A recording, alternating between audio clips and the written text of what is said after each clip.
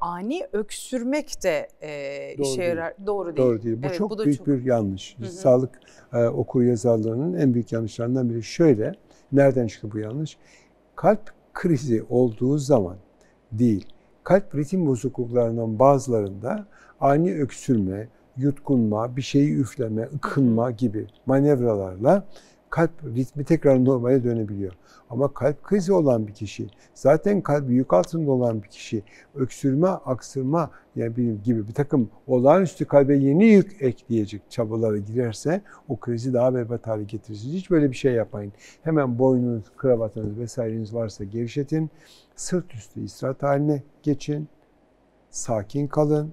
Telaşlanmayın ve sizin çevrenizdeki insanların bu yardımı sağlaması. Peki arabadayız, İstanbul'da düşünün, trafikteyiz. Hemen arabayı sağa çekin, sırt üstü yatın ve acil yardım isteyin. Ya da arabada arkanıza yaslanın ve arabanızı sağa çekin. Çünkü Allah korusun kaza yapma ihtimaliniz hem kendiniz hem çevreniz için büyük bir risk daha oluşturabilir.